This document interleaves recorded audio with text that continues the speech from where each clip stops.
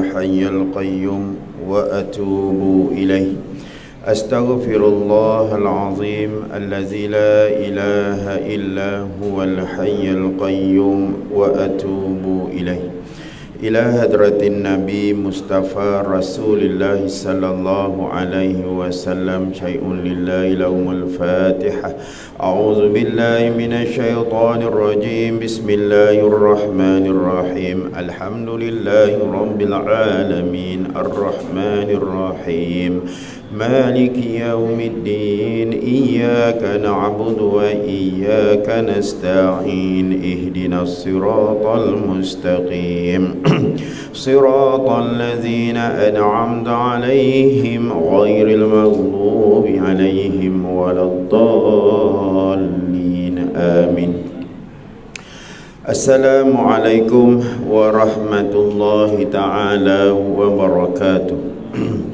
Alhamdulillahi rabbil alamin. Wassalatu wassalamu ala ashrafil anbiya'i wal mursalin Sayyidina wa maulana Muhammad wa ala alihi wa sahbihi ajma'in. Subhanaka la ilma lana illa ma 'allamtana innaka antal alimul hakim.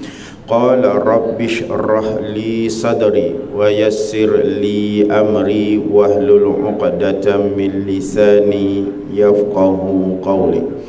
Wa qala Allah ta'ala fil Qur'anil aziz ba'da a'udzu billahi minasy syaithanir rajim. Tatajafa junubuhum 'anil madaji'i yad'una rabbahum khaufan wa tama'an wa mimma razaqnahum yunfiqun. Sadaqallahul azim wa la hawla wa la quwwata illa billahil aliyyil azim. Sidang jemaah, tetamu-tetamu Allah di Ramadan yang ke-11 pada hari ini, mudah-mudahan Allah Subhanahu wa ta'ala menjadikan Ramadan pada 1/3 Ramadan pada tahun ini menjanjikan kepada kita satu tingkatan dalam kehidupan yang mana Allah Subhanahu wa ta'ala akan memberikan banyak ganjaran dan Allah akan melipat gandakan lagi ganjaran sekiranya kita beristiqamah. Di 2/3 lagi Ramadan kita akan masuk pada 1/3 yang lain, dan pecutan pada 1/3 yang akhir itu akan mempunyai satu nilai yang terlalu tinggi di sisi Allah Subhanahu wa ta'ala bagi sesiapa yang mengisi segala programnya di dalam bulan Ramadan ini sebagai satu tanda penghambaan makhluk kepada Allah Subhanahu wa ta'ala. Kerana salah satu daripada pengajaran berpuasa ini adalah dia akan melahirkan satu perasaan antara penghubung antara manusia dengan Al-Khaliq Allah Subhanahu wa ta'ala. Jadi tingkatkan, teruskan, istiqamahlah dalam segala apa yang kita lakukan di dalam bulan Ramadan ini. InsyaAllah yang pertama mesej saya malam ini sidang jemaah sekalian, tuan-tuan, akak-akak, ibu-ibu, ayah-ayah, ya, setiap malam ya akan dilantunkan bacaan ayat-ayat suci Al-Quran oleh para imam yang bertugas. Alhamdulillah, secara purata ya, daripada kajian 10 hari yang awal yang kita kaji, yang ada beberapa yang kita kaji, bacaan para imam pada tahun ini ada peningkatan. Apatah lagi pada tahun ini kita banyak tempat dia baca Al-Quran tetapi tidak panjang. Ya, dia dengar cakap arahan Jabatan Agama supaya jangan panjang-panjang.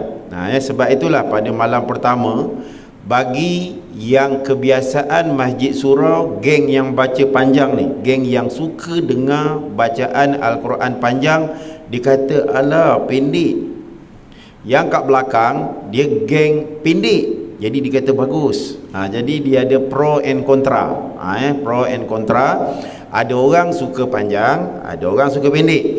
Tapi bagi siapa yang minat bacaan panjang, di Selangor ni lah, di Kelang, Petaling ni, contoh Masjid Al-Falah, Masjid Darul Ihsan. Ada sehari aku cuti tu aku pergi. Memang satu malam satu juzuk. Jadi siapa yang minat tu pulang lah. Dan ada juga di antara manusia-manusia ni, ahli-ahli geng Ramadan ni, dia road tour satu Malaysia. Malam bila tu saya jumpa daripada Kelantan. Malam ni saya pergi surau ini. Dia suka surau Jumaat, dia suka pergi masjid yang ni, dan dia kata saya akan sampai ke Johor, Johor saya akan balik ke Pahang, Pahang saya akan ke Kelantan balik. Rupanya orang Kelantan melancong pada bulan Ramadan ni. Dia melancong, tapi dia kata tak boleh balik 27 Ramadan, jam ustaz. Jadi 25 tu penamat road tour Ramadan Semenanjung Malaysia. Jadi ada juga orang macam ini. Jadi rupanya mereka akan sewa hotel. Bayangkan 27 hari mereka menyewa hotel. Menyewa ni kerana apa? Nak merasai tempat-tempat lain berpuasa. Ini ramainya geng ni, geng POP, Persatuan Orang Pencen se-Malaysia. Jadi alhamdulillah, ini kategori-kategori yang kita nak. Cuma saya nak highlight pada malam ini, sidang jemaah sekalian, hari ini ramai tak orang dapat merasai lantunan bacaan itu dengan baik? Dapat. Makna dia apa? Nabi SAW pesan kat kita, inna hadzal Quran ma'dubatullah faqbalu ma'dubatahu mastata'tum. Yang pertama, Al-Quran, sidang jemaah sekalian, dia datang daripada Allah. Dia bukan daripada karangan yang dituduh oleh Yahudi, Nasara, yang dikatakan bahawa Nabi menulis. Nabi tak reti menulis. Sebab bukan Nabi tak pandai, tapi Allah nak mengiktiraf bahawa tiada kecacatan dalam Al-Quran, tiada satu pun la raiba fih, tiada keraguan dalam Al-Quran. Maka aku datangkan lafaz-lafaz lafzul jalalah ini, diturunkan di dalam bulan Ramadan dan disampaikan selama 23 tahun lebih oleh malaikat Jibril alaihissalam kepada junjungan baginda Nabi sallallahu alaihi wasallam seorang. Tak ada perantaraan, tak ada Saidina Ali dapat satu ayat, tak ada Saidina Usman dapat satu ayat. Seluruh sebanyak 114 surah dapat kepada insan yang paling disayangi oleh Allah Subhanahu Wa Taala. Jadi tuan-tuan rasailah lantunan-lantunan sebut supaya apa? Ini hidangan. Tuan-tuan rasa makanan setiap kali berpuasa seronok tak? Bagi orang yang berpuasa, dia bila mana datang dengan kepenatan, datang berbuka dengan kehausan, kerjanya penat, tengah hari ni di Selangor 36 darjah Celsius, di Kedah sampai 42 darjah Celsius, kerja yang terik, panas, kepala pening. Tiba-tiba mereka minum air, dia dapat satu kelegaan. Kerana apa?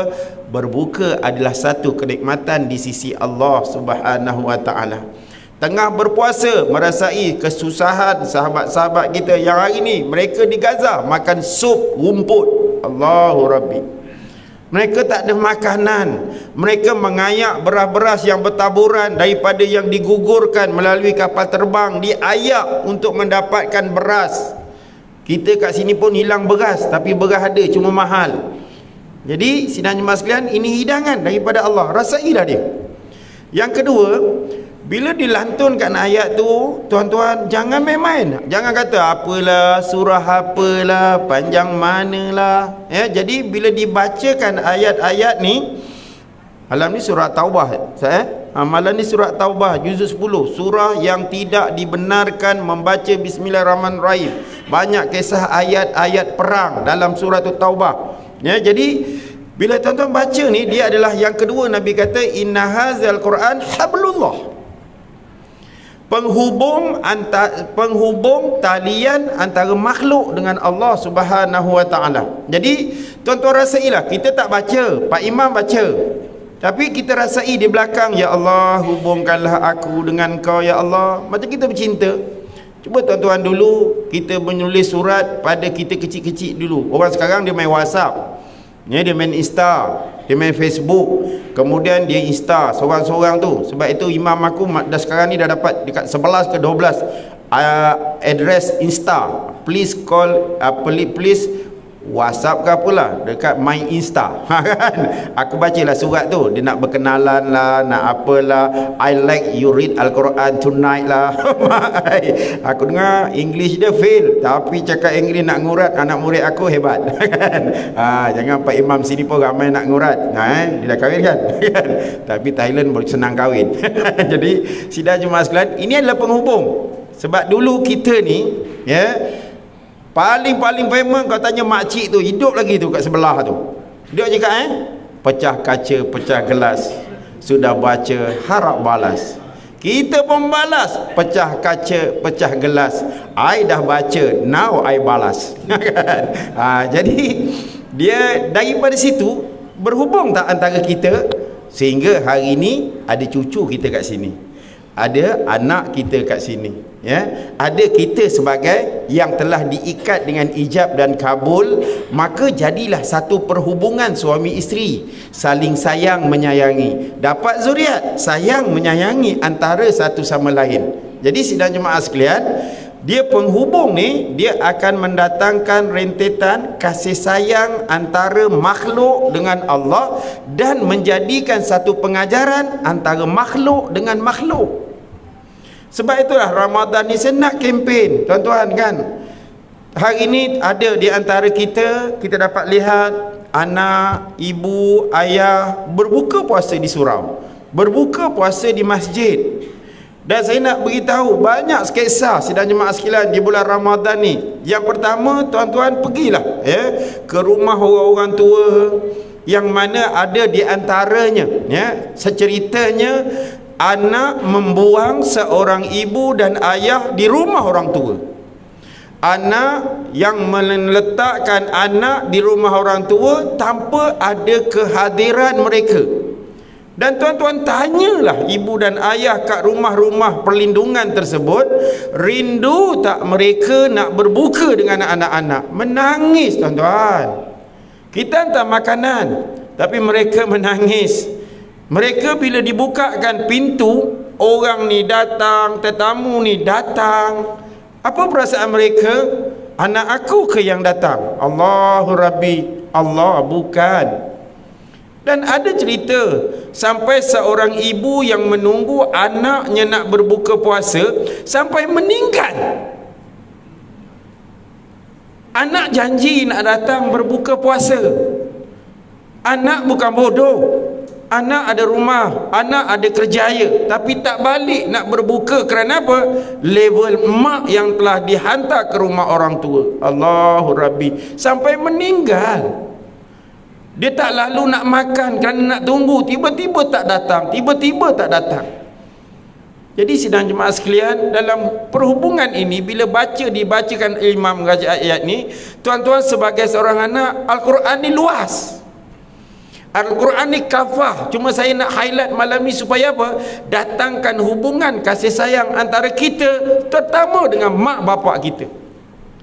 Saya pernah cerita tuan-tuan, bagaimana saya berbuka puasa di luar kawasan. Saya berceramah di satu tempat, tak perlulah saya nak letak kat mana, tapi saya rasa boleh dikatakan sketsa ini ada di mana-mana. Kerana majoriti antara kita menunggu nak berbuka puasa dengan anak-anak. Saya pergi tuan-tuan, masa tu aku baru beli hailak, baru dapat hailak free, orang bagi. Kerja bagus, dapat hailak sebiji. Hailak baru pula tu, ambil kat Toyota Service Center. Jadi digunakanlah untuk pergi ceramah. Saya bawa lah 2-3 sahabat pergi ceramah, bawa lah makanan sikit. Sebab itu tuan-tuan balik kampung besok, tolonglah bawa beras sikit. Yang kat Terengganu tak payah beli beras kat sini, beli beras kat Terengganu. Aku semalam dapat 150 beg. Terima kasih pada para penyumbang. Aku rindu, rupanya Ramadan ni aku rindu nak makan beras tempatan. Dapat. Aku doa, ya Allah, mana beras hilang? Dapat. RM26 je harga dia. Ada kat rumah tu 100 beg. Bolehlah tahan 2 bulan, insya-Allah. Sampai aku tolaklah beras import. Aku tengok rupa sama kan? Di malam lah. Mintalah yang berkuasa, yang mendengar ni, tolong-tolonglah, jagalah bertempatan, jangan hilang kau punya telur. Sudahlah. Jadi bawalah sedikit sumbangan beras, kopi, gula, duit raya yang kita sisipkan dalam sampul raya, sumbanglah kepada orang yang susah di kampung. Saya singgah tuan-tuan, dan nak jadi cerita daripada kisah saya nak bertanya sehingga dia mendatangkan satu perasaan dan lantunan bahawa aku ada mak, aku ada ayah, dan ada orang yang tak balik berbuka puasa dan mak dengan ayah tunggu dia nak balik. Allahu Rabbi. Apa yang berlaku tuan-tuan? Makcik dah masak ke belum? Belum nak. Makcik nak berbuka ni cik, dah pukul 6 dah. Kami tak tahu lah ustaz.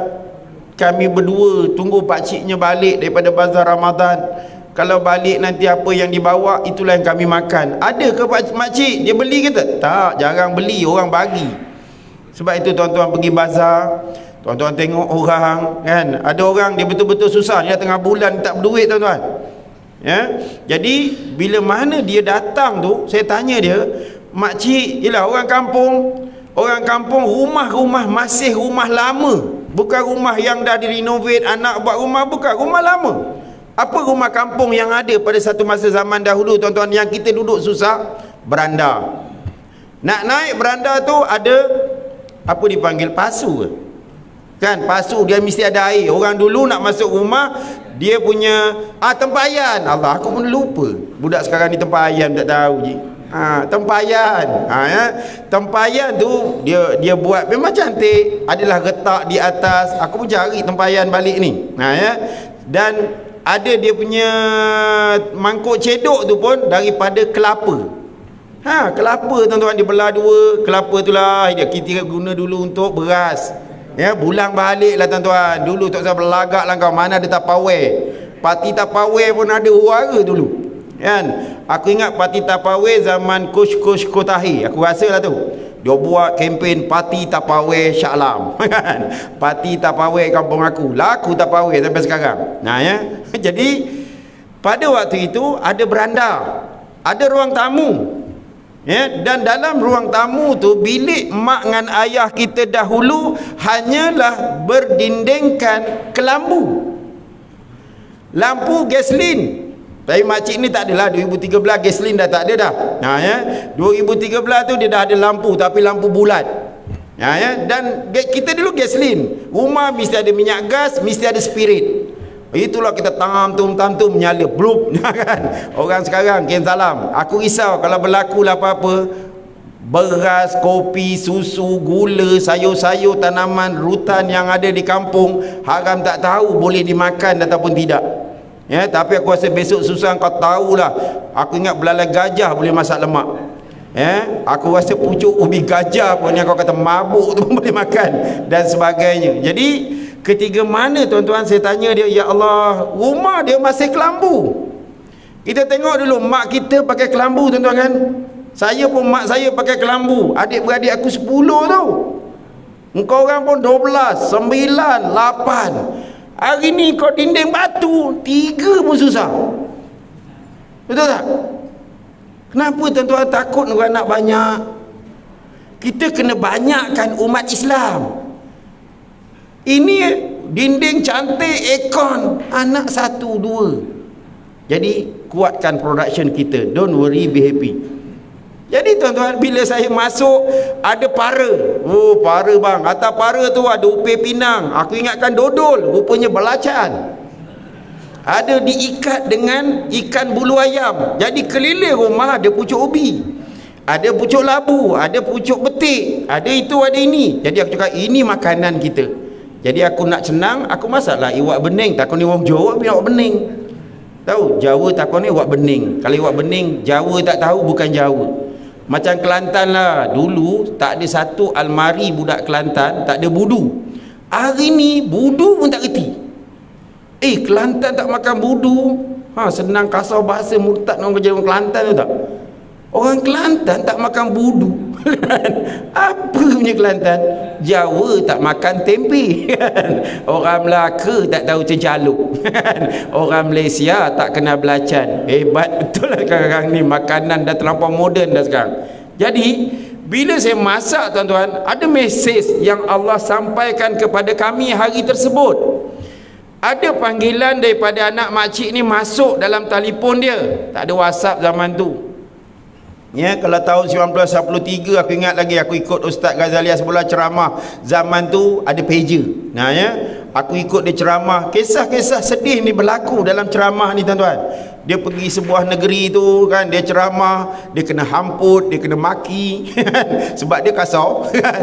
Orang masa itulah tengah hebat orang nak mulakan berpuasa, bermore dalam masjid, ya, nak dihidupkan suasana tersebut. Dan ketiga itu sidang jemaah sekalian, ya, kalau zaman tu zaman pager, zaman makcik ni adalah telefon Nokia yang buruk tu. Apa mesej yang saya dapat belajar? Anak ditanya, mak dah masak ke belum? Maknya cakap, belum nak. Allahu Rabbi. Dengan saya dah cakap belum, dengan anaknya dah masak nak.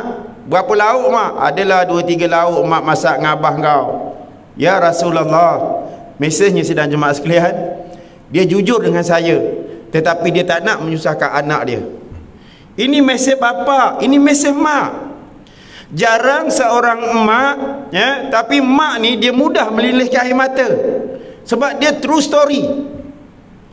Anak dia ni tak balik, dia menangis terus. Bapa dia tahan air mata. Sebab itu saya ingatkan seorang anak, macam mana berpeluhnya mereka cari rezeki, macam mana sukarnya seorang bapa mencari rezeki, menunaikan tuntutan anak satu kewajipan tanpa tangisan. Kamu tahu minta. Kamu tahu aku nak ni, aku nak ni, aku nak duit, aku nak belajar, aku nak laptop, aku nak apa. Tapi kamu tahu bapa kamu susah. Kamu tak tahu, dia menangis. Dalaman dia menangis. Tapi mak dia menangis realiti. Kau susahkan mak.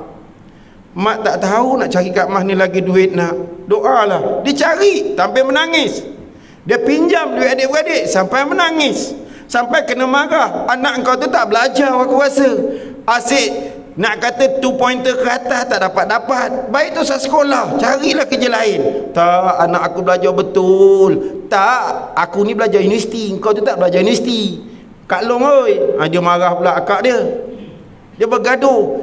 Aku ni belajar universiti, aku tahulah kalau tak sampai 3 pointer tu, mampulah anak kau ni tak reti belajar. Turunlah, carilah kerja lain. Jangan menyusahkan orang. Betul kerjanya top handphone, belanja kawan makan, lepas tu belajar. Hari ni, jelah tanya, UiTM hari ni online. Kan? Rakan-rakan sekelas untuk tuition tak ada. Jadi belajarlah betul-betul. Jangan sambil tuition online, sambil main handphone, sambil main game. Pensyarah cerita kat aku. Jadi tuan-tuan, ibu ni bila anak dia telefon, ya Rasulullah, aku dapat mesej, ya Allah, mak ni betul-betul lah hidup, tak nak menyusahkan anak-anak. Betul lah bapak-bapak ni dia hidup tak nak menyusahkan anak-anak. Tapi kita majoriti anak-anak menyusahkan tak mak bapak. Banyak sidang jemaah sekalian. Dan ketiga itu, ingat ya, kami dah masak ringkas cerita. Ibu ni menitiskan air mata ketika doa yang kita bacakan sebelum kita nak berbuka puasa. Ingat tuan-tuan ya, salah satu waktu mustajab doa di sisi Allah di bulan Ramadan adalah sebelum berbuka puasa. Doalah tuan-tuan, mintalah. Ramadan ni minta dengan Allah ni. Jadi ketiga itu tuan-tuan, dia sambil kita baca, aku pula baca bahasa Melayu. Ya Allah, ampunkan dosa mak aku, ampunkanlah dosa ayah-ayah kami. Dah dia lagi terus menangis. Tak habis doa aku, dia menjerit. Ya Allah, kenapa orang lain kau boleh hantar? Nampak? Hari tu Allah hantar kami untuk berbuka dengan dia. Tapi dia nak anak dia. Dia tanya, mana anak aku ya Allah? Allahu Rabbi. Mana anak? Anak-anak baliklah. Saya seru pada diri saya selama beri ruang 1 hari 2 hari berbuka dengan mak ayah kita. Berbukalah kerana isteri kita ada mak ayah. Baliklah kerana mak dan ayah isteri kita juga nak isterinya, menantunya, cucunya balik untuk berbuka puasa bersama dengan mereka. Allahu Rabbi. Dan ketika itu tuan-tuan, dia menangis. Dia katanya, kenapa Allah hantar anak orang lain tapi Allah tak hantar anak aku balik?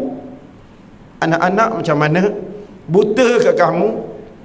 Anak-anak tak ada perasaan ke kamu satu hari besok kamu akan tua? Anak-anak akan buat kamu balik macam mana kamu buat mak bapak kamu hari ini. Allahu Rabbi. Tuan-tuan, saya menyeru diri saya dan sidang jemaah sekalian, baliklah. Berilah ruang. Kalau mak ayah dah meninggal ni tuan-tuan, kita ada mak ayah mertua, baliklah sekejap. Berilah ruang untuk mereka. Dan ingat, ketika itu saya tanya pak cik ni sampai tak makan. Pada hari itu dia tak makan. Dia kata nantilah pak cik makan. Dia minum air, dia makan kurma yang kami bawa, dia masuk dalam kelambu. Ada kerusi dekat situ. Ya, nak mengelakkan daripada gigitan nyamuk. Lalu dia kata, nah, dia tak panggil aku ustaz, dia panggil aku anak. Memang anak acik jarang balik.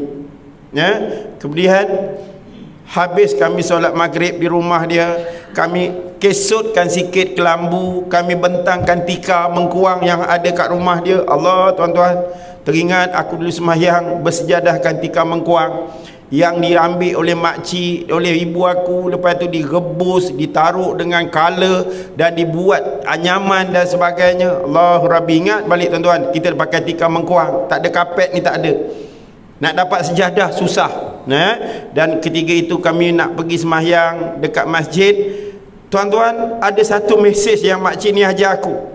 Ada tak di antara kita hari ini sebagai seorang anak, ada tak di antara kita hari ini sebagai seorang menantu, kita ada kekayaan, kita ada kereta yang mewah, kita ada undang-undang untuk mak bapak kita naik kenderaan kita. Allahu Rabbi. Dia naik kereta saya, dia buka kasut. Tuan-tuan, balik raya mungkin kotor rumah kampung kita, mungkin berlodeh, mungkin berlopak dan sebagainya pada hari raya. Tapi jangan buat undang-undang pada mak bapak kita dengan kebersihan ini. Mereka mungkin tak faham, tapi berikan mereka, jangan ada satu pandangan sinis, jangan ada satu pandangan rasa geram, marah tapi tak bercakap. Orang tua pandang, tuan-tuan. Kenapa pakcik, kenapa makcik nak naik kereta saya ni? Hari ni saya hantar pakcik. Makcik jadilah seorang raja. Kereta anak makcik bersih. Makcik kalau nak naik, makcik takut kotoran tanah-tanah ini akan melekat dekat kapet kereta mereka. Allahu Rabbi. Macam ni ke tuan-tuan?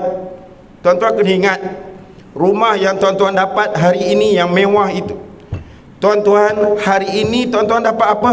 Tuan-tuan ada kenderaan yang cantik. Belajar, tuan-tuan dapat gaji yang mahal. Akan tetapi tuan-tuan kena ingat, ini adalah jerit perih orang tua yang namanya ibu dan ayah. Inilah yang mencari rezeki untuk kita. Kita dapat hari ini apa yang kita nak. Kenapa kita buat undang-undang bila mak ayah datang, mak tak boleh duduk sini, mak tak boleh duduk sini. Walaupun bapak kau kaki rokok, tuan-tuan, bagilah ruang. Dia takkan duduk rumah kita setahun, dia takkan duduk rumah kita sehari. Dia sayang dengan ayam, dia sayang dengan kucing dekat rumah. Bagilah ruang. Anak-anak balik raya, tolong jangan cucu cicit tanya, rumah nenek ada wifi tak? Orang tua tu tak faham wifi. Tolonglah, jangan kerana sesuatu ini dia akan merenggangkan perhubungan antara seorang anak dengan seorang ibu, seorang anak dengan seorang ayah. Dan bagi ayah-ayah yang marah dengan anak, saya tahu ada ayah dia geram dengan anak ini, ada ayah dia sayang dengan anak ini, sampai ada di antara anak-anak yang terguris. Bagi anak-anak, ingatlah, macam mana pun terguris, macam mana buruknya mak kau. Macam hari ni ustaz ada 8 orang anak-anak yang ustaz ambil daripada gelandangan dan rumah tumpangan. Mereka tak kenal mak ayah. Ustaz katakan, Ustaz, saya tak pernah tengok mak saya. Saya tak pernah merasai panggilan mulut ini ibu, ayah, tak pernah rasa. Tapi saya katakan, walau macam mana buruk pun amak kamu, walau macam mana pun anak luar nikahnya kamu, doakanlah, ya Allah, tolong datangkan ibu aku yang kerana aku tak pernah sebut mak ayahku dalam dunia ni. Saya cakap dengan dia, macam mana pun jahat, itu adalah perbuatan di masa lalu. Tetapi doa kamu hari ini, minta mak ayah kamu bertaubat. Jangan balik ke sana dalam keadaan nak jadi penghuni neraka kerana satu kesilapan melahirkan anak luar nikah di atas dunia ini. Allah, bukan sikit sidang jemaah sekalian. Dalam perangkaan ratusan ribu anak luar nikah ada dalam negara kita. Tolonglah, ya sidang jemaah sekalian. Maka kita hari ini ada mak dengan ayah, jangan buat satu undang-undang untuk mereka dalam rumah tangga kita yang kita beli ni, kerana ini adalah hasil usaha mereka. Jadi dalam perhubungan ini saya nak minta rapatkan hubungan. Jangan seorang anak menyusahkan seorang ibu dan ayah dalam dunia ini. Yang ketiga sidang jemaah sekalian, saya nak menyeru sidang jemaah sekalian bahawa Al-Quran yang tuan-tuan dengar ini ialah wan nurul mubin. Dia akan mencahayakan wajah-wajah kita. Sebab itulah madrasah Ramadan kita panggil juga dengan tamrin Ramadan. Ini adalah ujian tuan-tuan masuk dalam madrasah Ramadan. Tuan-tuan minta keluar ni, kita adalah satu wan nurul mubin, mencahayakan wajah kita. Dan yang terakhir saya nak bawa mesej daripada 10 hadis Nabi ini, saya nak bawa 4 ya. Wasyifaun nafi'. Jadi insya-Allah tuan-tuan, bila keluar Ramadan, besok setan ni nak goda kita. Woi, power. Panas, aku nak rusik dia tak boleh. Sebab itu Ramadan ni kalau ada anak sakit kat rumah, anak ada gangguan kat rumah, bawalah ke surau masjid. Lantunan bacaan 30 hari ni tuan-tuan mantap. Hebat. Tuan-tuan rasai bila imam baca ni dia akan sembuhkan penyakit kita. Tuan-tuan kadang-kadang ada rasa tak getaran bila imam baca, dia bergetar, menggigil badan. Dia adalah menyembuh tuan-tuan. Dia akan mencahayakan kita. Bukan anak kau sakit kau bawa pergi rumah. Ramadan dia kata, ustaz, kata jin kena ikat, setan kena ikat, anak aku kena goda lagi ni ustaz. Bawalah ke masjid bang. Tak boleh ustaz, dia tak nak pergi masjid. Memanglah dia panas nak pergi masjid, tapi kau lawan, bawa pergi masjid. Ini kami pergi, dia bodohnya kami. Oi bodoh, jangan baca, aku panas. Memanglah baca Quran bagi benda kau panas. Oh, kau kata aku bodoh. Aku baca Quran kau kata bodoh, amai. Kita baca ramai-ramai. Okey, aku keluar. Tadi kau kata aku bodoh. Itu geram. Bawalah tuan-tuan. Kerana apa? Al-Quran menyembuh. Dalam ni minta, ya Allah, lembutkan hati aku. Aku sedang ada masalah ekonomi. Aku ada masalah ini. Aku ada masalah ini. Maka ya Allah, sembuhkan aku daripada kepelbagaian masalah yang aku hadapi. Dan yang terakhir, sidang jemaah sekalian, saya nak ajak berdasarkan ayat yang saya baca tadi daripada ayat yang ke-16 surah Sajadah. Tatajafa junubuhum anil madaji'i yad'una rabbahum khaufan wa tama'an wa mimma razaqnahum yunfikun. Ada mesej apa? Bangunlah kamu, bangkitlah kamu daripada lambungan tidur-tidur kamu yang nyenyak. Dan inilah masanya, kerana bulan Ramadan. Malas ke kita, apa ke kita, majoriti kita akan bangun daripada tidur untuk makan sahur. Saya nak mohon tuan-tuan, buatlah solat hajat, buatlah solat tahajud. Kita dah habis witir, tuan-tuan buat 2 rakaat. Dan saya nak tuan-tuan dalam sujud, tuan-tuan bacalah doa yang apa yang tuan-tuan faham.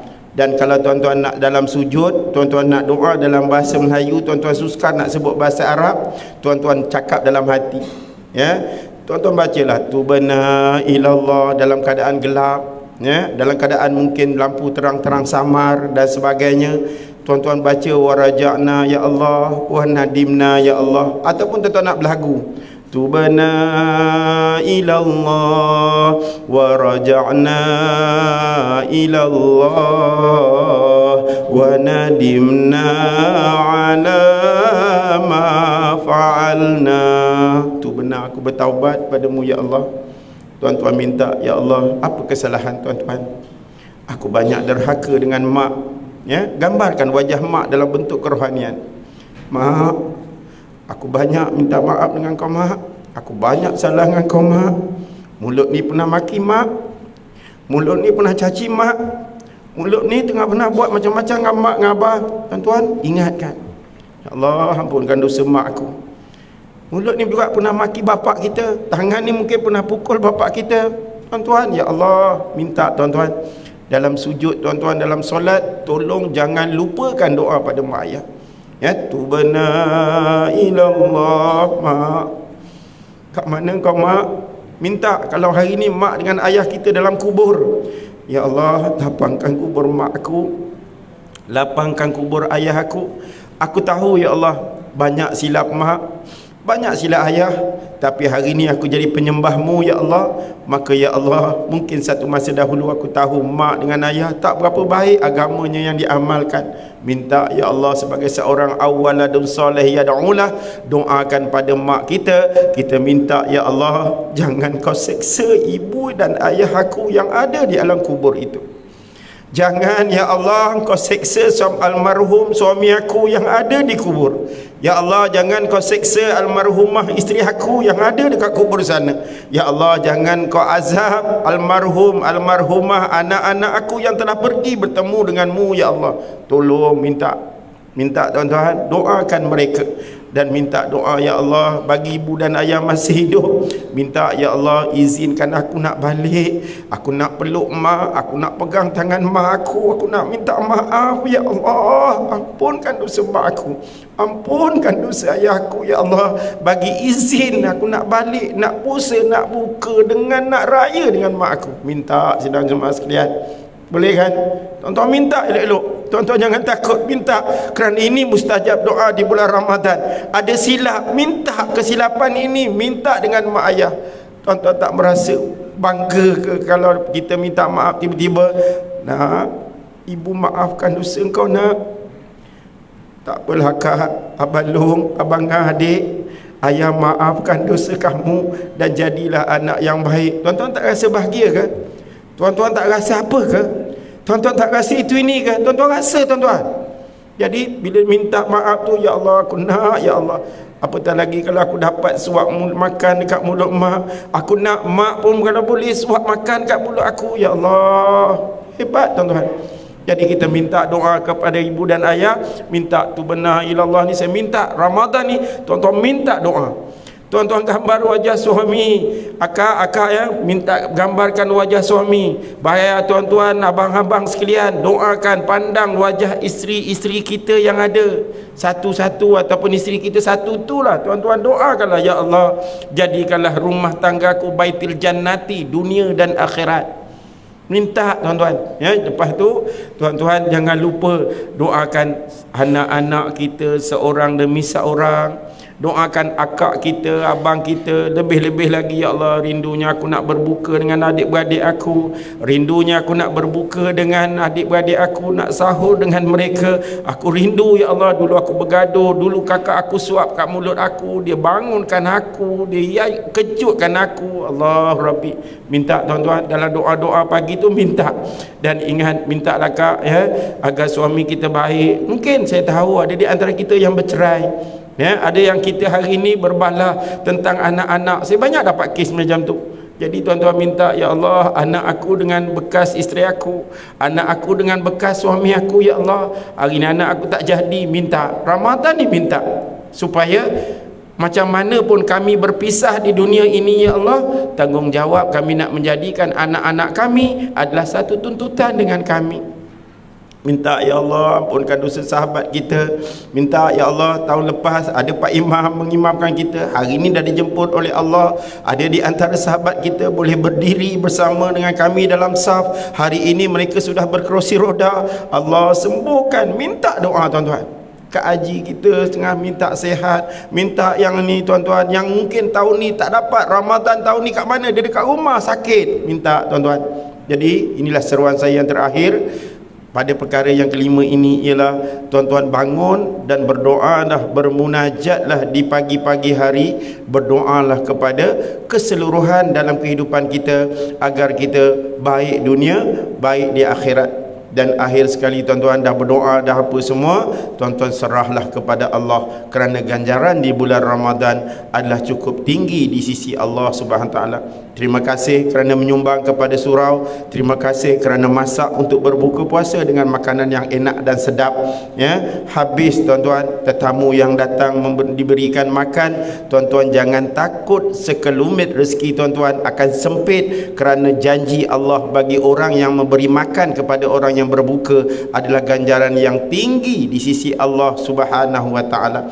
Dan saya juga pada akhir kalam, insya-Allah pada lepas raya ni kami sudah pun membeli sebuah banglo untuk dijadikan pusat jagaan orang sakit ataupun daycare center.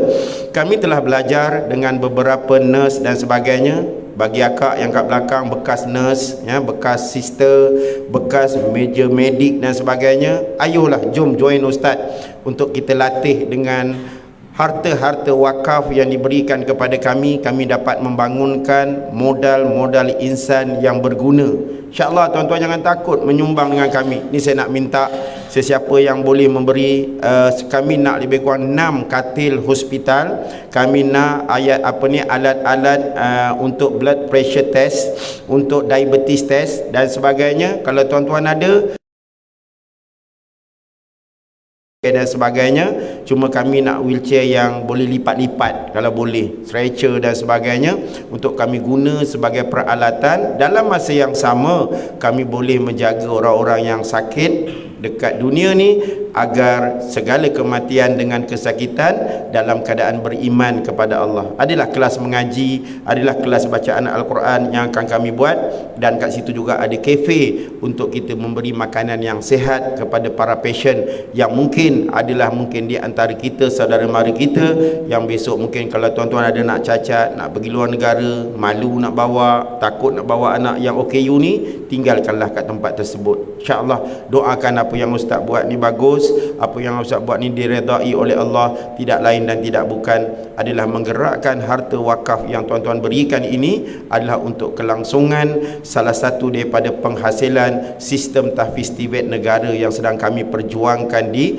bumi Malaysia ini. Sekadar itu, wallahu alam. Terima kasih menyokong, terima kasih menyumbang segala dana, doa dan sebagainya ke madrasah kami, langganan catering kami tuan-tuan. Mudah-mudahan dapat menghasilkan kepakaran dunia di Malaysia ini datangnya daripada seorang hufaz dalam kepelbagaian kemahiran. Jadi insya-Allah doakan sama kita selamat menyambut puasa lagi 20 hari yang ada ini. Ligan cukup-cukup, jangan bergerak, jangan berganjak, walaupun 8 rakaat 20 rakaat, jangan lupa setitis doa kita akan dimustajabkan oleh Allah SWT. Wallahu alam. Mohon kemaafan, mohon keampunan di atas kesilapan dan sebagainya. Nanti mungkin kita akan bertemu pada 10 akhir Ramadan dalam qiyamul lail satu hari insya-Allah. Mudah-mudahan Allah akan angkat, ampunkan dosa-dosa kita semua. Wallahu alam.